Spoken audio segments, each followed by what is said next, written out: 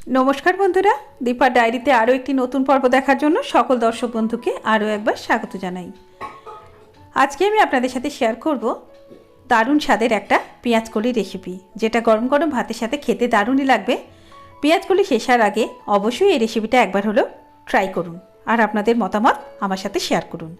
तार जोन्नो ग्यासेर मध्ये एकटा कड़ाई बसिए दिएछि, तार मध्ये दिए दिलाम 2 टेबिल चामच तेल। तेलटा गरम हये गेले एर मध्ये दिए दिलाम 1 चामच गोटा जिरे।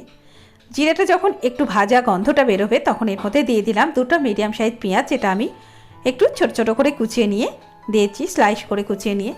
তারপরে এটাকে আমি 2 থেকে 3 মিনিট ভেজে নিয়েছি। ভাজার পরে এর মধ্যে দিয়ে দিলাম 1 চামচ আদা বাটা আর 1 চামচ রসুন বাটা। আদা বাটা রসুন বাটা দেওয়ার পর সেটাকে পেঁয়াজের সাথে আমি ভালো করে 2 থেকে 3 মিনিট কষিয়ে নেব, গ্যাসের ফ্লেমটাকে মিডিয়ামে রেখে। তারপর একটু পেঁয়াজের কালারটা যখন চেঞ্জ হয়ে যাবে ওর মধ্যে দিয়ে দেব 2-4 চামচ বেসন। অবশ্যই এইভাবে একবার ট্রাই করবেন, খেতে অসম্ভব সুন্দর এই রেসিপিটা গরম গরম ভাতের সাথে দারুণই লাগবে। বেসনটা দেওয়ার পরে আর 2 থেকে 3 মিনিট আমি এটাকে কষিয়ে নেব। গ্যাসের ফ্লেমটাকে মিডিয়াম টু লোতে রেখেই এটা কষাতে হবে, না হলে এটা পুড়ে যেতে পারে। ভালোভাবে কষানো হয়ে গেলে এর মধ্যে দিয়ে দিলাম একটা টমেটো, যেটা আমি খুব ছোট ছোট করে কুচিয়ে রেখেছি। টমেটোটা দেওয়ার পরে এটাকে আরও 2 থেকে 3 মিনিট আমি কষিয়ে নেব। আর টমেটোটা নরম হয়ে যাবে যদি আমি এর মধ্যে একটু নুন দিয়ে দিই। আমি নুনটা দিয়ে দিলাম, আর নুনটা আপনি আপনার পরিমাণ মতো দেবেন। নুনটা দিয়ে এটাকে ভালোভাবে আমি কষাতে থাকবো এবং টমেটোর জল আর নুনেই কষানোটা হয়ে যাবে। এই পরিস্থিতিতে আমি দিয়ে দেব হলুদ গুঁড়ো 1 চামচ, জিরে গুঁড়ো 1 চামচ, ধনে গুঁড়ো 1 চামচ, লঙ্কার গুঁড়ো 1/2 চামচ এবং গরম মশলার গুঁড়ো 1/2 চামচ। সমস্ত মশলা দিয়ে আমি এটাকে কষাতে থাকবো। আর কষাতে কষাতে এর মধ্যে একটু জল দিয়ে দেবো যাতে তলাতে ধরে না যায়। তারপরে এটাকে আরও 2-3 মিনিট আমি কষিয়ে নেব।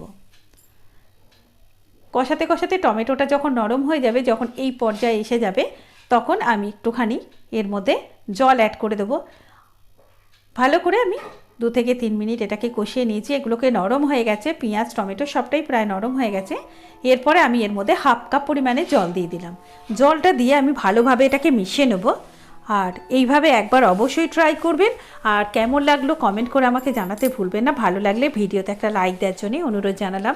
ঢাকা দিয়ে 2 মিনিট রেখে দিয়ে 2 মিনিট পরে খুলে এর মধ্যে দিয়ে দিলাম 2 চামচ ফ্রেশ ক্রিম। তারপরে এটাকে আমি ভালো করে মিশিয়ে নিলাম। এটা একেবারেই অপশনাল, আপনারা না চাইলে নাও দিতে পারেন, তবে দিলে খেতে খুবই ভালো লাগবে। তারপরে ভালো করে মিশিয়ে নিয়েছি। মিশিয়ে নিয়ে সমস্ত মশলার সাথে এটা মিশে গেছে এবং গ্রেভিটাও যখন এই পর্যায়ে চলে আসবে এর মধ্যে আমি একটুখানি মটরশুঁটি দিয়ে দিলাম। তারপরে এটাকে আরও 2 থেকে 3 মিনিট আমি এটাকে কষিয়ে নেব। কষাতে কষাতে এই জায়গায় এলে আমি এর মধ্যে কেটে ধুয়ে বেছে রাখা 200 গ্রাম পেঁয়াজ কলি এর মধ্যে আমি অ্যাড করে দিলাম।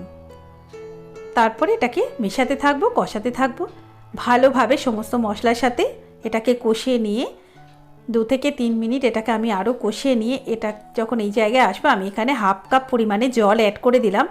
তারপর ঢাকা দিয়ে 5 মিনিটের জন্য রেখে দেবো, গ্যাসের ফ্লেমটাকে মিডিয়ামে রেখে।